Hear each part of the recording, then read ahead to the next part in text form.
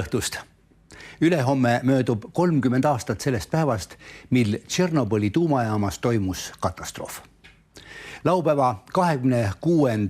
aprilli öösel kell 1:23 rebis võimas plahvatus katuse 4. reaktorilt. Radioaktiivne pilv tuiskas üle Venemaa ja Euroopa ning jõudis otsapidi ka Ameerikasse. Valgevene ja Ukraina piiri lähedal asuv Tšernobõli tuumajaam põles mitu päeva. Mõni tund pärast katastroofi algust ilmusid Tšernobõli tuumajaama kohale ufod, tundmatud lendavad objektid. Märgiga mees ja sõna Tšernobõl tähendus. UFO-vaatlust kirjeldab Hanno Kask. Hillary Clintoni valimiskampaania juhi sõnum ameeriklastele. Jätkame Tšernobõli sündmuste meenutamist. Kohe pärast esimest pauku oleks võinud toimuda ka teine plahvatus, veelgi võimsam kärakas. See oleks laiali paisanud radioaktiivsed veemassid. 2 tuletõrjujad hoidsid selle ära, päästes niiviisi miljoneid elusid. Kahjuks tuletõrjujad ise hukkusid. 1980. aastate teises pooles juhatas kindral Nikolai Antoškin Kiievi sõjaväeringkonda. Plahvatusele järgnenud tundidel tehti talle ülesandeks kasutada Kiievi sõjaväeringkonna isikkoosseisu ja tehnikat avarii tagajärgede likvideerimiseks. Kindral Antoškin alustas sellest, et tegi helikopteriga mitu tiiru purunenud reaktori kohal. Ta jõudis kiiresti järeldusele, et kõige hullema ärahoidmiseks tuleb võimalikult kiiresti katta purunenud reaktor liivaga. Kindral Antoškini käsutusse anti 60 helikopterit. Lennates 200 meetri kõrgusel puistasid nad esimese plahvatusele järgnenud päeva jooksul reaktorile 50 tonni liiva. 1. mail 1986 teatas kindral Antoškin riiklikule komisjonile, et kogu reaktor on liivaga kaetud. Kindral sai loa sõita koju oma perekonna juurde. Tšernobõlis möödunud päevade jooksul oli kindral Antoškin kaotanud kehakaalus 10 kilogrammi ja tema abikaasal oli oma meest koju jõudes üsnagi raske ära tunda. Mehe organismi normaalse talitluse taastumiseks kulus ligemale pool aastat. Mõni kuu hiljem sai temast Nõukogude Liidu kangelane. Mõned aastad hiljem nimetati Nikolai Antoškin Venemaa õhujõudude ja kosmosevägede ülemaks. Näitame teile nüüd episoodi dokumentaalfilmist, mis oli ekraanil ühes meie varasemas saates. Военный летчик-испытатель, герой СССР Николай Антошкин отлично разбирается в самых секретных и новейших моделях самолетов и может отличить их от НЛО. Он утверждает, что воздушное пространство заполнено не только земными аппаратами. Tundub olevat võib-olla veidi kummaline, kuid näib, et on olemas päris selge seos Tšernobõli tuumajaama katastroofi ja Johannese ilmutusraamatu vahel. Johannese ilmutusraamatus kirjutatakse. Siis kukkus taevast maha suur täht, mis põles otsegu tõrvalont ja langes 3/4 osa jõgede peale ja veeallikate peale. Ja tähe nimi on Koirohi. Tähe nimi on Koirohi.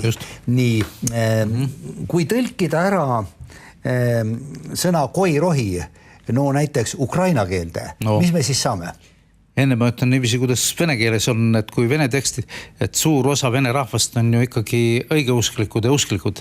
Ja kui nüüd seda teksti panna vene keelde, siis Koirohi on palõnn ja veel bioloogi- või botaaniliselt palõnn abõknavenni. Aga siis palõnn abõknavenni teatud piirkonnas kasvav Koirohi kannab nimetust ja Ukraina tekstides ja vene osa piiblitekstides kannab nime Tšernobõlnik. Ja sealt siis see ooper pihta hakkab. Nii. Sest et 86 aasta oli ju tegelikult juba Nõukogude Liidu lagunemise eelperiood, eks ole, kus rahvas ootas märke ja märgid hakkasid ju tulema järjest 86. aasta algul, kui noormees Gorbatšov või kõige noorem selle vanade plejaadist pääses võimule, siis ta ju selgelt eristus teistest oma nii-öelda tulemärgiga või märgiga otsmikul, mille saarlased ütlesid, et nad seal Saaremaa ju, eks ole, et vene rahva seas teda nimetati märgiga mees või Mihhail Metšennõi, eks ole, ja kuna Mihhail on ka siis Miikael, ühe peaingli nimetus, siis hakkas asi nii-öelda semantiliselt omapäraselt hoogu võtma. Sellele lisandus siis 86. aasta algul ootuspäraselt oli teada Halley-komeet, eks ole. Ja Halley-komeeti arvatakse ju olevat ka Kristuse sünni perioodi lähedal, et täht, mis juhatas teed ja nii edasi, et selliseid semiootilisi, semantilisi ja tõlgenduslikke liine oli väga palju ja nüüd ta hakkas nagu kumuleeruma, et märgiga mees riigi eesotsas, riigi seis oli niigi nägur ja vilets, siis veel taevamärkidest, sest alati suurte sündmuste eel oli taevamärgid taevas, milleks väga sagedasti olidki just komeedid ja siis Halley-komeet kohe nagu kakras ja siis ootamatult kolmas märk Tšernobõlnik. Ja see tõi ikka väga tõsiseid selliseid kaugele vaatavaid nagu jooni rahva mõtlemisse. Et hakati mõtlema, et võib-olla tõesti see suur süsteem ei püsigi kaua koos. Niisiis Johannese ilmutusraamatus justkui nähti ette Tšernobõli katastroofi toimumist ja võib-olla isegi Nõukogude Liidu lagunemist. Kahjuks Kremli tollased valitsejad ei teadnud religioossetest tekstidest suurt midagi. Meie käsutuses on Nõukogude Liidu kõrgema juhtkonna 30 aasta tagused koosolekute protokollid ja nendest on võimalik välja lugeda nii mõndagi. Saame teada ka seda, mis katastroofi tegelikult põhjustas. Selgub, et tuumajaamas valitses pikemat aega tehnoloogiline avantürism ja seal oli tegemist aruandlusega, mis ei vastanud üldse tegelikele asjaoludele. Aastatel 1980 kuni 86 toimus Tšernobõli tuumajaamas 71 suuremat või väiksemat avariid, neist 21 juhul uurimist läbi ei viidudki. Kommunistliku impeeriumi kõrgem juhtkond oli üksikasjalikult informeeritud piirkonna radioaktiivse saastumise ulatusest, kuid 1. mai paraadi toimumist Kiievis, Minskis ja mujal ei püütudki takistada. Välisriikidele tilgutati katastroofile järgnenud päevadele enam-vähem tõelähedast informatsiooni, kuid omad inimesed pidid ikkagi elama edasi teadmatuses. Selline olukord põhjustas paljude inimeste surma ja paljudele teistele tõi kaasa väga suuri kannatusi. Riigipea Mihhail Gorbatšov rääkis oma rahvale Tšernobõli katastroofist alles 14. mail kesktelevisiooni vahendusel. Niisugune oli siis see seltskond, kes kunagi tuumariiki valitses. Igor, kuivõrd tõsiselt võetav on sinu arvates see info, et Tšernobõli tuumajaama kohal ilmusid kohe mõni tund pärast katastroofi UFOd, on olemas fotod, mis väidetavalt kajastavad UFOde kohalolu ja kas on midagi teada ka sellest, mis põhjusel nad sinna ilmusid ja kuidas sellesse informatsiooni me peaksime suhtuma? Kuidas suhtuma? Et nüüd see sama teema, et teadus otsib tõenduspõhisust. Inglise keeles see kõnab evidence või hard evidence. Nüüd on küsimus niiviisi, et kui on vaatlejate tunnistused ja on fotod Tšernobõli kohal objektidest, on vaatlused ja salvestused Fukushima jaama kohal täpselt samamoodi. See võib rääkida ainult sellest asjast, et kui meie keskkonnas on seire ja vaatleja, kontrollija ja jälgija, siis loomulikult niisugused sündmused ilma tema osavõtuta ei toimu või tema kohaloluta. Et the watchers on üks niisugune termin, eks ole, the presence, et nende kohalolu, siis nende vaatlev missioon ja võib-olla siis sekkumine kõige äärmistel juhtudel, aga üldiselt mitte. Nii et selline vaatlus nagu evidence oleks nagu olemas, et meid ja meie olukordi jälgiti. Ja ma siin juures kasutan seda võimalust, et tuletan meelde, et 1971. aastal Lääne raketi asjanduse ristiisa Erman Obert tegi ettekande pealkirjaga Meid valvatakse. Jah, wir beobachtet, et omal ajal suure skandaali teadusmaailmas tekitanud. Öeldi, et vana Obert on vist põrunud või liiga vana, et ta niisuguse ülemõelnud, nii jõhkra avalduse tegi. Aga samas võtmes juba nii edasi Werner von Braun ja ma ütlen, et need on mehed, kes viisid inimese kuu peale ja kui meil on kaalu peal valida, et kummast servast me oma autoriteedi valime, siis ma eelistaksin nende juurde jääda. Ja ilmselt valvatakse. Meid ilmselt valvatakse ja siinkohal võib-olla on meil õige veel kord näidata seda episoodi Venemaa õhujõudude ja kosmosevägede endise ülema Nikolai Antoškiniga tehtud intervjuust, kus ta ütleb seda sama, põhimõtteliselt seda sama, et meid jälgitakse ja nii püütakse ära hoida võib-olla hullemaid sündmusi, kui oli Tšernobõli tuumakatastroof. Ja ka selle kohta on mõningaid vihjeid ja võimalusi, aga elu näitab edasi.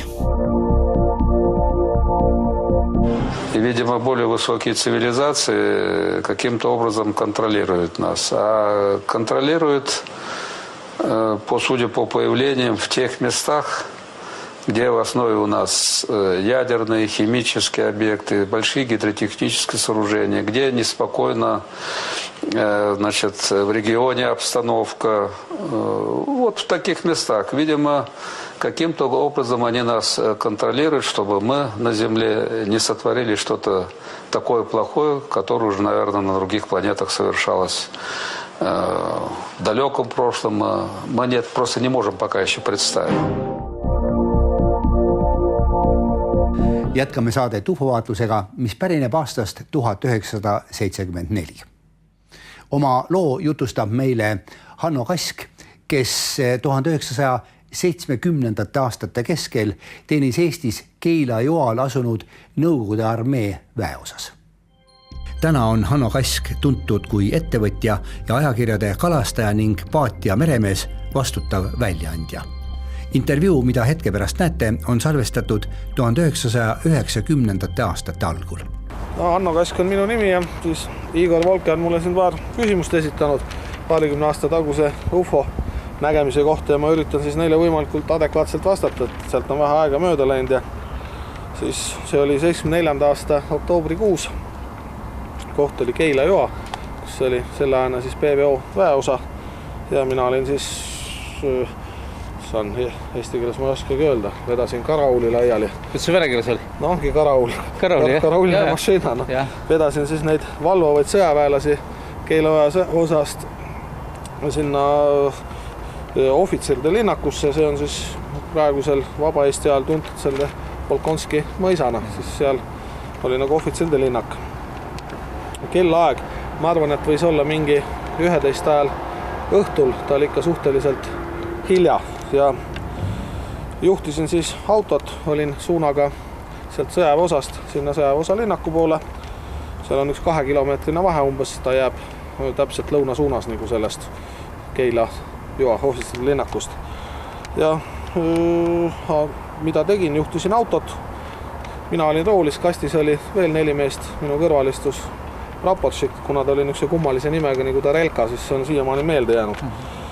Ja sündmuste kirjeldus oli siis järgmine, et välja sõitnud sõjaväeosa väravast.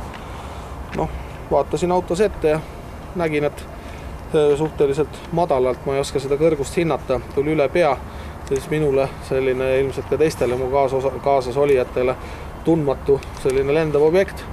Ja ta suurust ma ei oska öelda, ta võis olla pool kilomeetrit, kilomeeter lai. See, et ta oli ikka nagu midagi sellist ääretu suurt ja võimast ja tal olid nagu ümberringi, olid tuled. Ja aeg on möödas, ma nüüd ei oska öelda, kas seal keskel ka oli, ilmselt seal midagi olist, et ta oli ikka ehtsalt sellise suure ümara taldriku kujuga.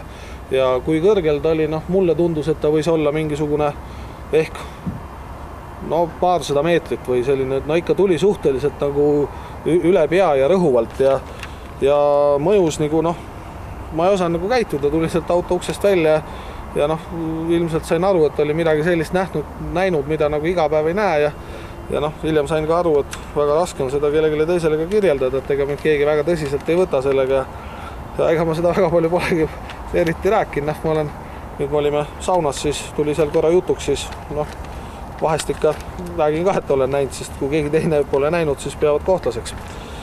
Ja kaasnähud olid siis sellised, et kuna me olime PVO väeosa, siis järgmisel päeval me ise väeosa nagu ise vaatles taevast ja all siis Keila ajal olid ka piirivalve väeosa, et ma siis nagu järgmine päev iseseisvalt üritasin küsida ka teiste käest ja meil paar Eesti poissi teenisid ka seal lokaatorite peal, kes nagu taevast jälgisid, et kas keegi on midagi näinud ja noh, keegi midagi näinud ei olnud, ei lokaatorites võib-olla ei tohtinud rääkida, sest kui mina seda rääkisin, siis noh, meil oli ka see Assob Adel, see on Assabist ja isegi selle mehe nime mäletan, see on Šabolin ja ta oli kapten.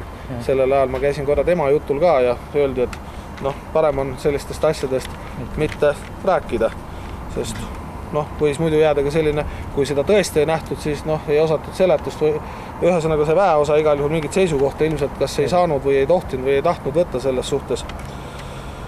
Ja noh, kellele teadsid, rääksid, oligi, püüdsin siis seal teistele sõduritele ja siis meie siis seal ohvitseridele rääkida ja noh, sealt ma sinna selle Assabisti juurde selle oma jutuga sattusingi. Ja kestvus, noh, ta läks pahinaga üle pea. Ma ei oskagi öelda, et kui suur see kiirus tal... No võrrelda näiteks siin reisilennukitega või ei, ikka oluliselt nagu ütleme, see silmaulatus, mida ma nägin, oli 2 kuskil kilomeetrit ja siis kui ta läks, noh, ma nägin teda ikka mingisugune, noh, üle auto tuli, ma ikka nägin teda 10 sekundit või ta ikka läks pahinaga ja kadus, noh, ma pean korra telefoni kinni, et kadus nagu üle peade ja kadus sinna, noh, ta tuli nii madalalt, et kui ta, noh, ma ei näinud teda nagu taevasse minas, vaid ta läkski nagu madalalt ja kadus sinna selle Keela õa, noh, puud asjad tulid ette, kadus metsa nagu, kohal, metsa kohal tuli. Ja ta tuli nagu siis mere poolt, ei, vastupidi, ta läks mere poole. Ta tuli lõuna, ta tuli, ütleme õieti, põhi jääb niimoodi, et ta tuli nagu idast ja läks läände. See on vist kõige õigem. Jah, ta täpselt selle. Kui kohaga määratleda, noh, näiteks võiks öelda, et tuli Keilast ja läks Soome või Naissaarele või? Porkalasse, jah. Täpselt niimoodi. Või isegi Ahvenamaale või jah, sellega. Umbes nii, jah. Ja heli kuulda ei olnud. Absoluutselt vaikne. Täielik vaikus. Nii et mina, noh, see aeg oli nii pikk, et ma jõudsin automootori välja suretada ja suutsin autost välja tulla. Noh, ja siis nägin, kuidas ta kadus ja mitte ühtegi häält. See on 100%, et haudvaikuses ja ilm oli selge ja tähed paistsid ja jah, mingid kõrval helisid ega midagi vahtisime seal kõik suudammul. Tähed paistsid, see tähendab suurepärased vaatlustingimused. Ja automootor ise mul välja ei surnud, ise keerasin selle süütu lukust välja ja pärast läks käima ka. Keskkonnale mingit mõju, tuult ei kaasnenud, mingit turbulentse puud ei kaardunud? Ei, minu arust mitte midagi. Mul just see oligi, et ta läks nagu kuidagi võikalt sealt üle niimoodi, et noh, ei helisid, ei mitte midagi. Ja noh, kas nii et see vaatluse kestvus võis olla mingisugune mõnikümmend sekundit või? No kõige rohkem. No ütleme, no kui palju ma suretasin auto välja loogiliselt, noh, tulin autost välja, jäin sinna seisma ja siis noh, nägin, kuidas ta kadus sinna puude taha. Objekti nägid siis juba autos, sellepärast seisma jätsidki? Objekti nägin autos, jah, ta tuli üle pea, noh, ta ikka niimoodi, et ta ei olnud mitte vaid ta ikka alguses tuli ja siis ikka tuli ja tuli, noh, ja siis noh. Et teda oli palju? Väga palju, noh, ta võis olla. Kas ta läbi ei paistnud? Tähed ei paistnud läbi? Ei paistnud. Nii et kui te vaatasite alt üles, siis tundus kohutavalt suur objekt. Ja ma ikka, noh, midagi ma tast nägin niimoodi, et mitte ainult seda tuleda sõõri, vaid ikka see oli tõesti tunnetatav, et ta oli nagu ikka aineline kärakas käis ikka, noh, seal oli nii palju valgust oli olemas, et ta läks nagu üle. Ja noh, siin on, kas olin adekvaatne vaatusajal, jah, see oli see noore aeg, et siis ma sõjaväes veel purjus ei tohtinud olla. Ei lubanud ei vanad, ei ohvitserid, pärast ei lubanud ainult ohvitserid ja vaatlusseadmeid, oma silmad. No radarvaatlused kinnitust ei leidnud, eks ole pärast, jah? Tähendab, noh, ma ei oska sellega 100%, aga noh, ma usun, et poisid, kes seal olid, need olid Eesti poisid, et nad oleks ka midagi rääkinud, et noh, ikka oma vahel, aga ei. ja lisainfot ka ei oska midagi öelda ja alt piirivalvurid ega keegi seekord midagi ei näinud, nii et me olime ainus nagu seltskond, kes seda nägi. Me mõtlesime, et piirivalvurid ka alati jalutsi nagu seal piiri peal, aga ju siis oli ka selline moment või me ohvitseride tasandil ja suheldi ja ma ei pruukinud neid samu piirivalvureid just konkreetselt teisest väeosast näha, et sealt nagu meil mingit informatsiooni nagu omavahel me vahetada ei saanud. Ilmavaade ei muutunud, täpselt nii nagu läks. Ainus, mis muutus, ma ei jäänud magama öö läbi, aga see ei olnud mitte sellepärast, vaid ilmselt oli see lihtsalt emotsioonide ületulv. Midagi rohkem niisugust elus ei ole trehvanud? Tähendab ei ole, hiljem ma rääkisin, et meil oli, siis ma olin juba, see oli siis nagu, ütleme, see oli 74 sügis, 75 ja 76 kevade poole, siis meil oli hirmus külm talv, oli siis, see oli mu viimane aasta, mis ma olin sõjaväes, siis oli Keila-Joal meid oli 400 inimest seisis, see oli õhtul, siis me seisime seal Rivistuse platsi peal ja siis tulime, seda nähti ka Tallinnas, siis sellest oli nagu rohkem juttu. Tuli sinna üles taevasse üks mingi roheline, niisugune nagu tihe pilv, siis ma ei näinud küll mingit kuju ja sealt pandi meile siis tervele sellele 400 mehele pandi ülevalt prožektor peale, siis mis võttis nagu sellist rohelist valgust ja aga see oli ka nagu konkreetselt näha, et see tuli pandi nagu ülevalt põlema, see oli nagu toatuli, tuli selline sõõr alla ja meil oli õhtul rivistus, see oligi vist siis mingi 9 ajal on see Večerna Praverka ja ohvitserid seisid nagu keegi, ma ei oskagi isegi öelda, et ei pööranud nagu sellele isegi tähelepanu, et see läks nagu edasi ja ma tean veel, et me vahtisime seda kõik tükk aega, ülejäänud kolgiti magama ja siis järgmisel hommikul vara, siis ma käisin nagu hädal ja meil oli selline tuba, et ma pidin läbi õue, põhimõtteliselt läksingi õue nurga taha ja siis oli niisugune õrn roheline pilv veel oli nagu sama koha peal, aga siis oli ilm oli udune, seekord ma mäletan küll, et oli udune taevas ja ta nagu udusest tuli ja järgmiseks hommikuks siis oli kadunud, sellest kirjutati Tallinnas sellel ajal oli lehtedes ka, aga see oli meie kohal, ta pani sinna Keila-Joale kohe sõõri niisuguse nagu prožektoriga, nagu lavale oleks keegi lasknud prožektoriga midagi. Ja 400 meest oli selle sõõri sees, jah? Seisis selle sõõri sees ja kõik vaatsid ja kaasa arvatud ohvitserid, nii palju meid seal Keila-Joal oli. Rohkem ma ei ole elus midagi näinud, ma ei tea, ma pole muidugi Vene sõjaväes rohkem olnud ka. Ei arva, et need on sõjaväessad või? See, mis üle pea sealt lendas, ma ei tea, see oli ikka selline suhteliselt vaikselt läks ja ma ei tea, ei usu. Ja see teine, mis seal oli, see on niisugune emotsioonide tasandil jättis see niisuguse nagu kohtlase mulje, siis oleks nagu ka tahtnud kas hüpata või vilistada või püssi lasta või ma ei tea, või binokli tuua või vaadata, aga see läks 400 mehega läks nagu täielikus rahus ja ainus sellel hetkel on küll loogiline selets, et seal võis siis mingi tirisaabel õhus olla, millest seda valgustati, sest ega me muud ei näinud, kui ainult eks ole seda rohelist ja seda kiirt. Jah, aga kummaline ta tundus, et ja see seisis nagu väga kaua ühe koha peal, ta oli öö läbi, ta hakkas vaikselt kustuma. Aga see, mis esimest korda, see, mis üle pea lendas muidugi, ma ei kujuta ette, et mingit niisugust, see võis olla võib-olla isegi kilomeetrise läbimõõduga, seda ei tunneta nagu seda kõrgust, aga et ilma helita, et mingisugusele sellisele asjale 20 aastat tagasi keegi tuule alla oleks võinud teha, et see lendab, siis nagu hästi ei usu küll. Arvatavasti teavad paljud meie saate vaatajad, et tulised vaidlused selle üle, kas tundmatud lendavad objektid on olemas või ei ole, on kestnud aastakümneid. Korduvalt on õli tulle vallanud ka USA's Nevada kõrbes asuv salajane õhuveebaas, mida rahvusvaheliselt tuntakse nimetuse all Area 51. Aprilli algul tegi presidendikandidaadi Hillary Clintoni valimiskampaania juht John Podesta jälle ühe väga huvitava avalduse. Ta ütles, et Ameerika valitsus peaks tegema rohkem tööd selleks, et olemasolevad salastatud materjalid lahti salastada ja rääkida Ameerika rahvale seda, mis siis tegelikult ufode kohta teada on. Ja ta lisas ka niisuguse väga mitmeti tõlgendatava lause, öeldes, et tema arvates ameeriklased saavad selle tõega hakkama, kui nad seda tõde teada saavad. Igor, mis sa arvad, missugust tõde siis John Podesta silmas pidas, kui ta niimoodi ameeriklastele mõeldes ütles? Eks ikka jälle järjekordselt seda sama raskelt seeditavat või vastuvõetavat ideed või mõtet, et tulnukatega koostöö on toimunud ja nad on kohal. See sama presence.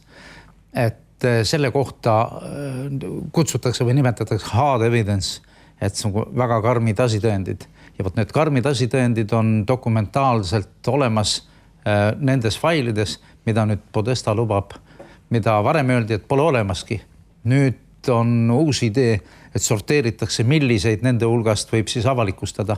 Et ta on sellega ära teeninud niinimetatud UFO advokaadi nime Podesta isiklikult ja teeninud ära ka teatud kõrgemate ringkondade pahameele. Ameerika valitsuse kriitika. No kuskil valitsuse läheda, sest et... Mida tema kohta siis selles kontekstis on öeldud? Niimoodi, ütleme, kriitika mõttes? No, et peaks endale aru andma, kelle poolele minna või kelle poolele üle minna. Aga Podesta loomulikult on korduvalt juba, ta oli Obama administratsioonis ja Bill Clintoni juures ka. Et ta ütles, et sellest mustast kastist on välja vaja tuua teatud informatsioon, et Ameerika inimesed suudavad seda taluda. Ma meenutan, et iga teine ameeriklane usub UFO-de olemasolusse, aga kohalolu uskuda see käib juba ka optimistidel üle jõu. Aga teine asi on ka see, et läheneb ju 2017, mis tähendab 1947. aasta sündmustest 70 aastat. See on siis UFO-katastroof Roosevelti lennuväebaasi lähedal. Uus-Mehhiko osariigi ja kõik see materjal, mis sellega seoses ja hiljemgi on kokku kogutud ja vot nüüd see 70 aastat on konstitutsiooni järgi salastatuse lõppiir ja Podesta siis juristina on öelnud, et see mitte ainult, et elanikkond suudab taluda seda teadet, et ei teki seda kultuurishokki või mingit muud, vaid ka seadus nõuab seda. Nii et Podesta selline ja Podestale on brittide poolel ju väga suurepärane nagu toetaja on endine kaitseministeeriumi osakonna juhataja Nick Pope, kes on nüüd maailmast laialt tuntud eestkõneleja, kes öelnud täpselt sama, et kui varem arvati, et elanikkond ei suuda taluda või tekivad mingid pinged, šokid. Või paanika või midagi taolist. Igasugust et kirikute kokkukukkumine, jumal teab, mis poliitilisi dissonantse, sest tekib ju küsimus, et et kuulge, et kus me siiamaani siis elasime, et meil on siis 70 aastat valetatud või ja kui valetati siis, kas siis nüüd räägitakse tõtt. Et Pope on sama seisukohal, et me seedime selle uudise ära ja elame normaalselt edasi. Aitäh, Igor. Igal juhul me elame ülimalt põneval ajal, vaatame, kuidas sündmused edasi kulgevad ja tõenäoliselt ühes lähituleviku saates räägime ka üksikasjalikumalt sellest, mis mees on Nick Pope ja missugused raamatuid on ta kirjutanud ja miks ta räägib just nii, nagu ta tegelikult räägib.